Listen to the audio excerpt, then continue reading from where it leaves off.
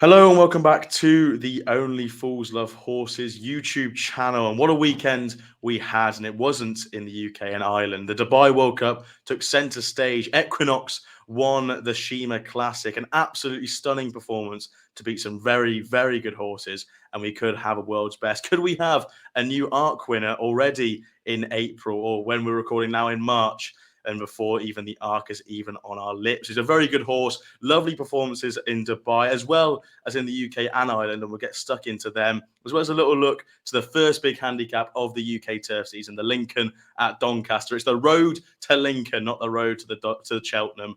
And I'm joined, obviously, by the three of us. How are we, gentlemen? Lee, the flat, it's back. I cannot wait for my Tony Carroll propaganda. How are you? I'm all good. Look, I am a jumps man, but I do enjoy the flat. I actually enjoy the Lincoln. It's good to get stuck into some of them handicaps on the flat. I actually like the Brocklesby as well, the first one on the card, but it is a pin drop, I would have said. But yeah, let's get stuck into the flat.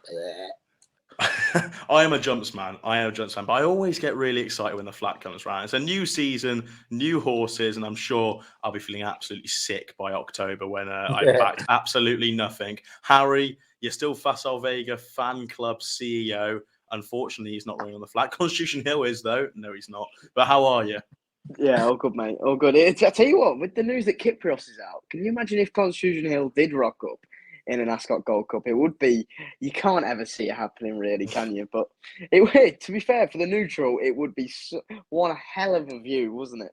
Seeing Constitution Hill roar up the Ascot Straight, it'd be unreal. No. I saw 12-1 priced up for the Gold Cup, and I was like, I'd want an extra zero on him to actually turn up, let alone actually win the race, like I can't see it at all. But yes, we're going to be talking about the flat, and we're going to be talking about the flat as well in a bit of a review. I'm sure we might have some jumps horse as well to talk about, lads. We were talking about our favourite performance, not so much the best, because that was obviously Equinox in the Shima Classic, but our favourite performance, our favourite winner, and then a little eye catcher. I'll go to Lee first of all, just to talk through a couple of horses to keep on the radar going forward. I'll get the flat one out of the way. Donon Beluga, who ran second in the Group 1 turf to Lord North. Sam Hart from Next Gen, he put it up the other day on our channel. He told me to back it last week, 14-1 each way. Was beating a length that had so much trouble in behind. And Lord North obviously had repeated defeat. But yeah, I thought it was a good run. It's one that the jockey probably would want back, to be fair. So Donon Beluga, I thought, ran home really well in that Group 1. But going back to the jumps, the Devil's Coachman, I thought, won really well in the Group 3 chase at Limerick on Sunday. Life in the Park, he was an eye catcher. He come home like a train under Rachel Blackmore. I think they're going Irish national maybe for the Devil's Coachman. But that was a good win for Noel Meald and JP. Ferranilli, he bolted up. He was 1-6 the other day, but it was good form lines because he was third to A Dream to Share and Factor Fail in the Grade 2 at Leopardstown. And he was fourth to Nemean Lion, Colonel Harry, and I think it was Snake Roll for Harry there. Don't say that horse. That was in the Grade 2 in Kelso. He bolted up the other day and he was odds on. He deserved to do so. But one to look out for maybe for the future because it's with Paul Byrne and Emmett Mullins. And like I say, third to A Dream to Share and Factor Fail, and then it was a good fourth in that Grade 2 at Kelso. So Ferranilli. There was also one behind. I know you lads backed Blow Your Wad the other day. In a Neston was second, but fourth was Atlanta Brave. That one flew home. That was over 2-3. It stays further, and it was beaten a long way, but I thought it was going to be out the back of the telly, and it come home like a train as well. So Atlanta Brave was probably one I'd keep an eye on, but not for big races or nothing like that. Yeah, it's interesting, and obviously, Sam Hart did come on our live on Saturday, and you had a classic match bet, didn't you, Harry? And an absolutely what happened? What happened in that? Where did the horses finish? I didn't even know where the horses finished. I didn't even see. I think it was 8th and 6th. It's just getting better and better. I mean, to be fair to the Warwick race, there was only 7 runners in it, so we couldn't get any worse than 8. Did Sam win or did you? Yeah, no, Sam beat me. He had 6. You owe him a couple of pints. Yeah, that's what the deal was. A couple of pints. Should I go for my? I've only got 2. I'm going to turn the light back on, so please do. You turn the light back on. I'll go on. I'll go with my performance of the week. I was all over Blow Your Wad in the first. Lee's already mentioned this horse, and I know Ash was as well. I just thought this was really good. I said 125. I think he's a better horse than this. Inniston's no mugging behind. He ran really well behind Crambo at Sandown on his penultimate start as it is now. I think he's definitely one to go forward for the Stan Shepherd and Tom Lacey partnership. And I'll stay at Newbury as well. We had a really good bumper winner, the Aidan Coleman, sparked a little bit of after time in the hammers were going. He said Anthony Honeyball already told him this horse would win months ago. But I thought that was interesting. But in the last race, impressive. Yeah, it was. But in the 5 o'clock, and it's a horse that I absolutely adore. Witness Protection ran an absolute blinder. He finished 4th. He jumped like a buck, and he just got tired towards the back end. Now he did actually bleed. He bled from the nose. I think James Best reported it could have been 2 out or after the last, but he was only beaten 5 lengths, and it was good to see on the little YouTube clip that Foxtrot Racing, they posted up onto their YouTube channel that he's all right the day after. They are lining up a race at Chepstow. I want to say in the back end of next month. So Witness Protect, he loves it around Chepstow. So if it's one for those eagle eyes ones, I'll definitely be keeping an eye on him whenever he does turn up there. Good man, yeah. Blow Your Wad, was it? Blow Your Wad. That was the winner there. I actually bought a fresh pair of Reeboks off the back of him winning. So thank you very much, Stan Shepherd. No, that was nice. We had a good weekend. In fairness, make sure to check out the Twitter page for the Saturday Live where we put up all our fancies. Give us a follow as well. Favorite performances for me, I've got 3 of them, but I'm going to talk a little bit more in depth on one of them. I thought Insinuendo, who was the nap of the weekend, she was very good. She'll come on for that run. She's got Group 1 aspirations. She'll do what she did last year, running really well in Group 1s. Hopefully, she can get ahead in front on one of them. That'll be fantastic. I thought Broome was really good in the Meydan Gold Cup. He was very good, and with the news that Kyprios might not, is not going to be seen this side of probably July, maybe. That could be the new Aidan O'Brien 2-miler to go to war with, alongside the filly. God, what's the name? I'll remember in a second. Emily Dickinson, that's it. Emily Dickinson, got it.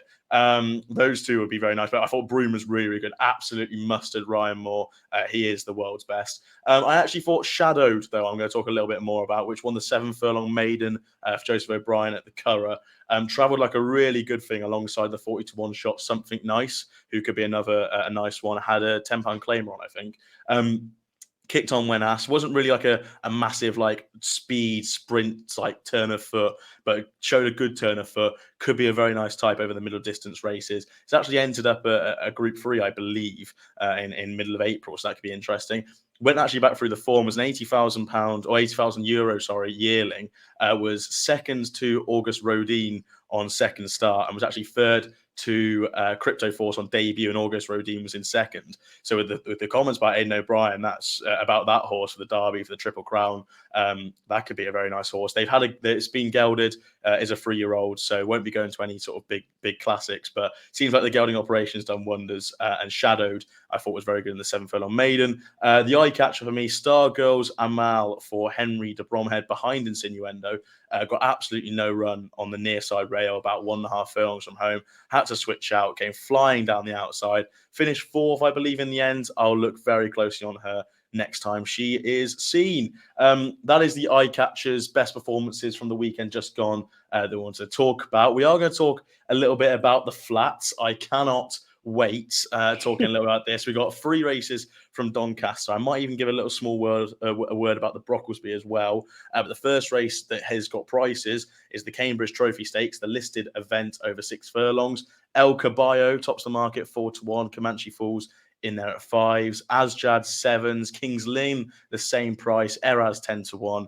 Bigger about the rest. Lee, is there anything at this ante-post early stage that's taking your eye for the Cambridge Trophy Stakes? Oh no, sorry, Cammidge. I spelled it correctly. Cammidge, not Cambridge. I was going to pull you up. I didn't want to pull you up on it. Cammidge. I did think too against the field. Maybe it's Kings Lynn, who's run 4 times at Doncaster, never out the first 2. I think it's 1-2, 1-2. It's form at Doncaster. Will handle the ground in the Kings colours as well for Andrew Bolden. He's had a couple of winners last week as well. So the horse normally starts a little bit later into the season. I just think it might be ready. That's why Andrew Bolden's taking the chance. So like I say, 4 times at Doncaster, never out the first 2. Kings Lynn will be 1, and Garris as well. I'd ran 8th in across in Saudi race. It was a group 3 there. Maybe the cobwebs have been blown away. Maybe he does need a run first time, and like I say, maybe the cobwebs have blown away. It was behind Backrath Leon, who ran 4th in the Godolphin Mail there at the weekend. So it's good enough form. This is a listed race. That was a group 3. Maybe he's come forward for the run. So Garris and Kings Lynn for me. Thank you very much, Lee. Anything for you, Harry? Before I go to you, I'll give a little word about what it might be conditions-wise. It's soft ground at Doncaster at the moment. They're expecting patchy rain throughout the week, so it'll probably turn up to be softer ground on the weekend. Harry, anything taking your eye? Yeah, Ask Jad for me, Ash, in this one. I really like this horse. It goes really well fresh. His last 2 after a break, his first in April 2022, his first run after a break, he recorded a really good RPR of 107. He won a red car that day. And then he won after a break from July. He ran in September 2022. He beat Mum's Tipple here at Doncaster on soft ground and recorded an RPR of 110. Now, listen, Alcaballo I think he's a really, really good horse. Disappointed, obviously, at Ascot last time in the Commonwealth Cup. If that horse bounces back, I think Clifford Lee will get a really good tune out of this horse. But however, I do think Asjad is a big price, especially with his good Doncaster record. And if the ground turns up soft, I think he'd be a really good play. 7-1 for James Horton and Daniel Tudhope. I'll throw up a 16-1 shot at this early stage. Fast response for Sam James in the saddle. 16-1 for that horse. On ratings, she gets £2 for being a filly, but I think she gets a penalty for winning a listed race after November, I want to say. Yeah, it is. You get a £3 penalty for winning a listed race after August, and she won it in November. Last time out, she beat Art Power when wrong at the weights by £9. And Comanche Falls, when wrong at the weights by £12, has good soft to heavy form lines, so the ground should be no issue for her. And she's fairly nifty over 6 furlongs as well. It wouldn't be anything bullish wise, but I'd say probably top of my list of all the horses there. So fast response for me, 16-1 for the Cammidge Trophy Stakes. Then we'll go on then to the big race, the Lincoln Handicap. I nearly said handicap hurdle there, but stopped myself. Still in the jumps mode. The 3:35 at Doncaster, the big heritage handicap start the weekend off over the straight mile. And I've got a horse that I'm not going to be able to pronounce in a million years, but we'll go for it. Al Mabir. We'll go for that one. That sounds about right. Sounds all right. Yeah. 4-1 for William Haggis, Andrea at Zenny. A wow in there for Simon and Ed Christopher, James Doyle in there 11-2. Wanese, Charlie Hills, Jim Crowley 10-1. This is just an absolute murdering. Barada, George Bowie, Kevin Stott in there at 11s. I'm going to stop talking before I murder another pronunciation. 11-1 about the rest. I'll come back over to you, Harry, for the Lincoln. You can get first say. What do you fancy?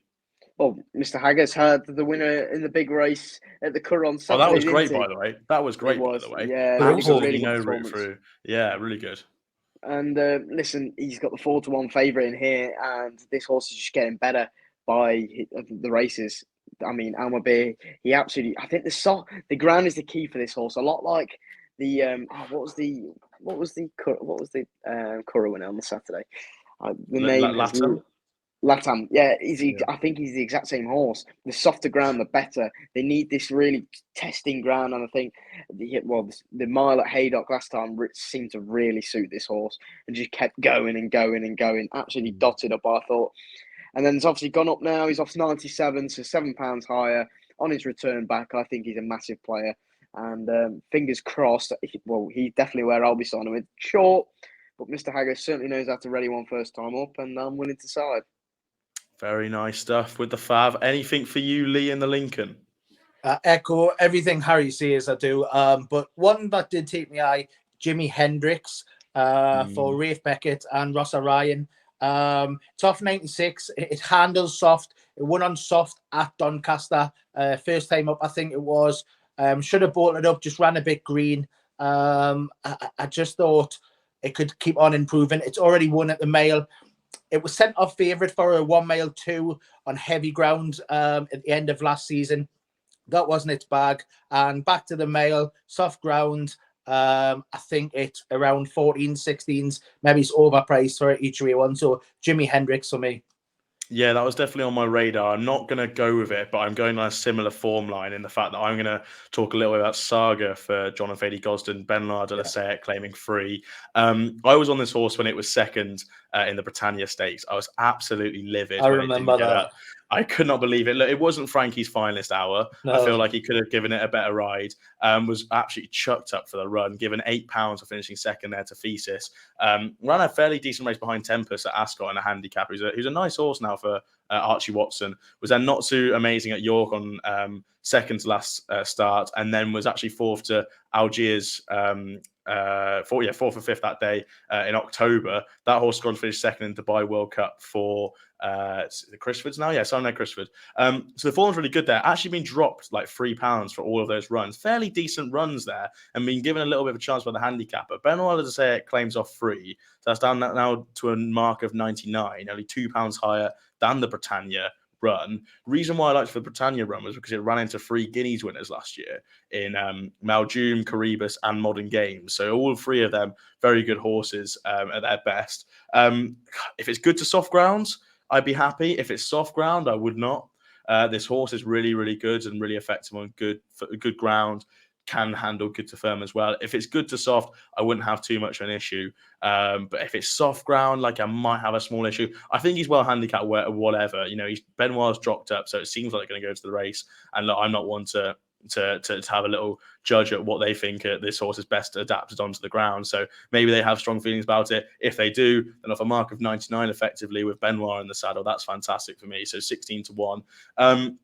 And then I have a horse who is actually perfect for this race, but I have an issue because it needs 7 horses to come out, and that's Isla Kai for Nigel Tinkler. That's great. What a great start. 7 horses and it's only got 4 days left.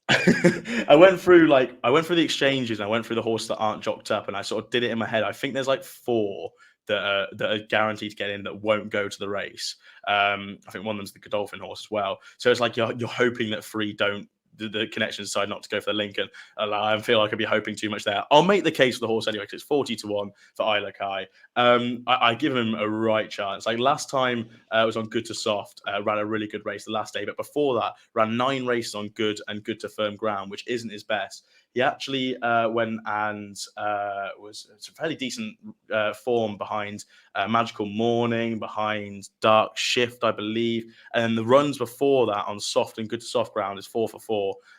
Some really strong form in there. Down to the mark of 92, and then the last day was off 92 as well. In the Autumn Mile, was third to Substantial. I give this horse a really, really good shout back on softer ground. Back to a mark that's really workable for Isla Kai. You know where that horse will be bounced out in front as well, though. It goes from the front. It's just going to be, if it gets in it, it's going to be gung-ho, isn't it, type of job. Which often can work in these type of races, I would have said. Yeah, I'm trying to think what Johan won it. Was it Johan won it last year? Yeah.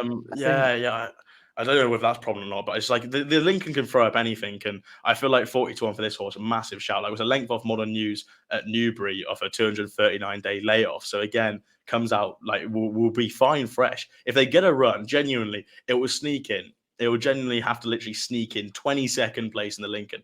If it sneaks in, this horse won't be 40-1. It'll be about 20-1, I'd say. And I give it a good shout. I'd even back it at 20-1. Like I feel like it's conditions are perfect for it, really.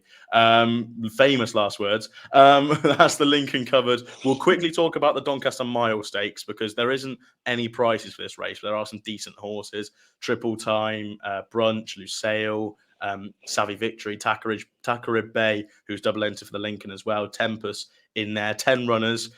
Anything, Lee, that's on your agenda for this race? I thought Imperial Fight, I was probably had the best form in the race. I don't know if he'll turn out to be the best this season.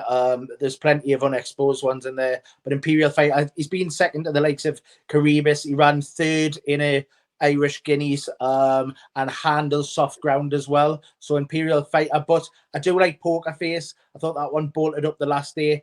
It's double entered. It is in the Magnolia Stakes at Kempton as well at the weekend.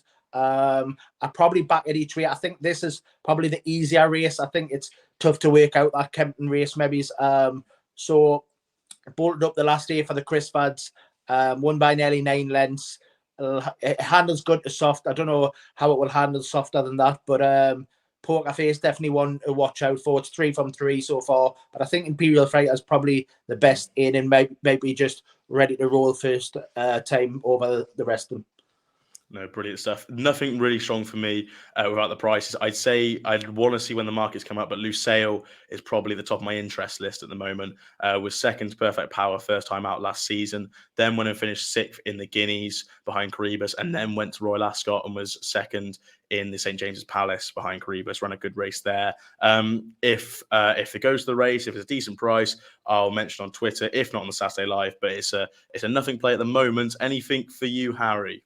Do you know what? If Brunch turns up here, I think he's got massive chance. I think he'll be a big price as well because he hasn't. I mean, his form's kind of dipped. He was 12th in that straight handicap in September. He actually ran in the race that you were actually correct in saying Johan won the race for Sylvester at a massive price last year. I actually think I tipped that horse up at 28 to 1. I'm pretty sure. I think you did as well. I think I was. Can I tell you what I saw? I was watching Bishop's Cleeve versus Evesham United, and I put up 2 horses. They finished absolutely nowhere, and I checked Twitter to see Harry had got a massive boom, and I was like, "Oh, that just makes the afternoon even better." Do you know what? I just thought that this horse wanted to go from the front, and it just did. And Sylvester just never looked like getting caught, and I was thinking, "Wow!" But no, Brunch. If he turns up, I think he's got a massive chance. He is a 6-year-old, so effectively, well, he's actually not the old boy because Tempest is now a 7-year-old, isn't he? So I just think it was between those two in my face. You're going to take a chance. Do you think Brunch will eat them for breakfast? Well, if you can't actually eat them for breakfast, can you? Awful. That means or dinner, whatever. No. Listen, Lee, pack it in. I had to do it. You did the blow your wad. The blow your wad one earlier last week. That was absolutely shite. Now this one, listen, I think this has got a big chance, Brunch. I think you're going to take in a chance on Poker Face. Don't think this horse will go, in my opinion. I think they'll go. Do you think they'll go to Kempton? I think you'll prefer maybe go to Kempton, but I think this is easier than the Kempton race, to be fair. I think it's easier, but I think the ground will play a big factor in this. Yeah, I do think you're probably taking the Kempton race, but I think he's 4th favourite in there. Maybe he's had back him each way against the 5 in that race, to be fair. But yeah. No, I do think Brunch has got a big chance. It was between him and Tempest for me, and I'm siding with Brunch. I think Connor Beasley gets a really good tune out of this horse. Doncaster record's okay. Didn't finish far behind. He was only 3 lengths behind Johan that in the race last year in the Lincoln. So for me, I'm siding with Brunch. Fingers crossed. Connor Beasley and Michael Dodds can get us out there. I mean, Michael Dodds has had a few winners, hasn't he, recently? Actually, I'll tell a lie. He hasn't had a winner for 9 States. He took a gamble. He clicked on his screen. No, I'm sure Michael Dodds had a win around Lingfield or something like the other week. I'm sure he did. But, yeah. I'm sure it's probably a Tony Carroll horse. That was it. Yeah. The Brocklesby prices actually, gents, have just dropped on my screen. I don't know if you have fancies because this is very much off script. I will talk about one though. Just while if you have anything. I haven't delved into the race at all. This is not an fancy anti-post tip. I just looked at the pedigrees a little bit last night. And it's actually 33 to 1 for the race. I thought that what is it now? Havana Prince for Tony Coyle was I thought you were going to say Tony Carroll. I thought you were going to say TC. Tony Coyle, who's on a 25% strike rate at the moment. I thought this horse was very interesting. Havana Grey was the leading. My light's gone off again. This is awful. Havana Grey, the sire, was the leading 2-year-old sire last year in the UK, thanks to Eddie's Boy, Rumstar, Should Have Been a Ring. It's out of a Royal Applause mare. Royal Applause went 4 for 4 as a 2-year-old, won the Coventry, Jim Crack, Middle Park. So it looks to have a very nice pedigree for the horse. Wasn't bought for anything. It was literally, I think, $6,000, maybe $8,000. So it's not like it's been, it's not like it's been a massive price or anything like that. But I just thought it was really interesting on pedigree. Don't know anything about the ground, but like I feel like it's got a very, very nice 2-year-old pedigree. We'll see how the race goes. 33-1 would be the worst thing in the world. Not an ante-post fancy at all. Anyone have Brocklesby, or we'll move on? Whoever Kevin Stock picks. The ammo racing one, yeah. I was going to say the Kevin. They top the market. It could be a 1-2 for Dominic. What French prices are they? Davis. 3-1, 4-1, 3-1 for Calic, 4-1 for Valadero. Valadero, yeah, Valadero. Kevin Stott's on Calic. So Kevin Stott's on everything in the minute. He's on Cuban Thunder, Valadero. He's on all. Oh yeah. He's on all of that. I didn't realise. He's on all I think three. that's just anyway. But I tell you what, Ammo did have a good winner at the Curragh in the first race. Yes, they did. Saturday. You want to watch that back, because that horse, as soon as that horse got the hang of things, wow, that was.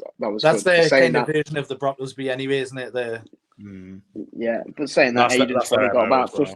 Aiden's probably got about 15 better than it. So I don't know whether you just take form with a pinch of salt. He's probably got one for the Triple Crown, probably already lined up.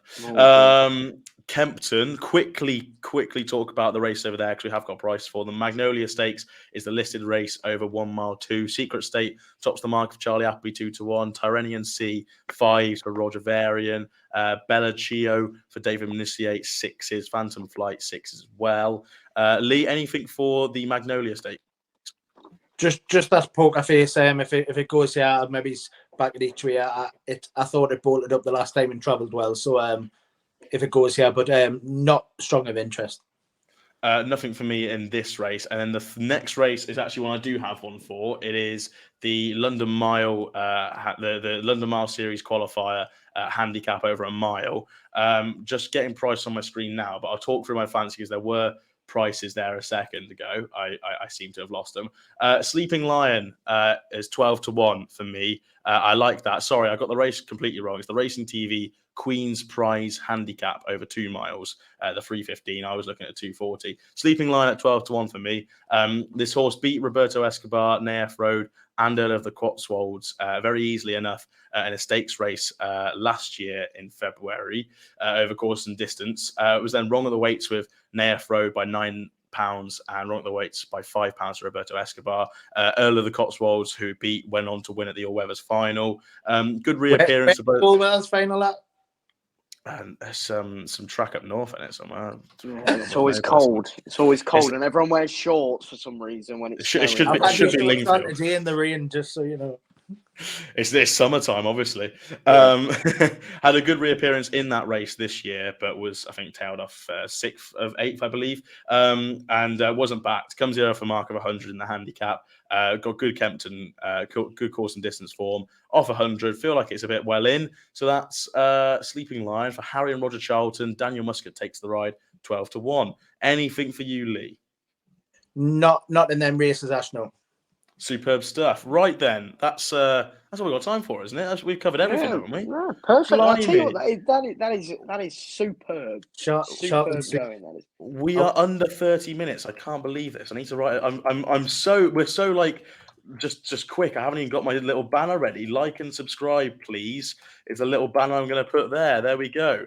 Hang on. Add the banner. Perfect stuff. Thank you very much for watching the video. Under 30 minutes, and we're talking about the Lincoln, the Flat. I can't wait. If you did enjoy, please do like and subscribe. Follow us all on Twitter. Have we got any competitions or anything coming up, Lee, on the Racing Tea side of things? I'm just sorting it with Racing Tea, so we're getting to that competition. I'll definitely get that posted about our bundle. That's going to be out today. I'll get that done now. But we're getting a competition at Racing Tees 1 on Twitter. And like Ash says, make sure you subscribe. It does help the channel. It helps us lads out. So hit the subscribe button. Hashtag road to 1,000 subscribers. No, please. But guess what, everybody? Guess what? Guess what? Come on. What? There's no point even bothering about Doncaster on Saturday, because there's only one track. You toxed it as on. There we go. You toxic. Anti-Bridger wins in the 320, by the way. So yeah. Superb stuff. I'm just looking at the Tony Carroll entry to see what I can lose my money on later today. Tony has a few runners at Utoxter. Tony has a few. Way. Yeah, not on Saturday, but he usually has a few. Oh god, he has one at Doncaster as well in the Patem's Network Apprentice Handicap. End it. Oh. End the show. End the show. End the show. No, if you did enjoy, please do like and subscribe. It's massive for the channel. We're going towards 1,000 subscribers. It'd be massive if we can get that before the big jumps meetings, Aintree, Punchestown. We'll have big videos coming up for them, as well as the Irish Grand National next weekend. There's plenty of stuff to get stuck into. And if you're still a jumps fan, don't worry, we'll still be talking about them for the next 3 weeks. So yeah, please do like and subscribe. Follow us all on Twitter, and we'll see you on Saturday for the Saturday Live, 10:30 a.m. on Twitter. But if you are having a bet, please do gamble responsibly. Thank you very much, and we'll see you very soon.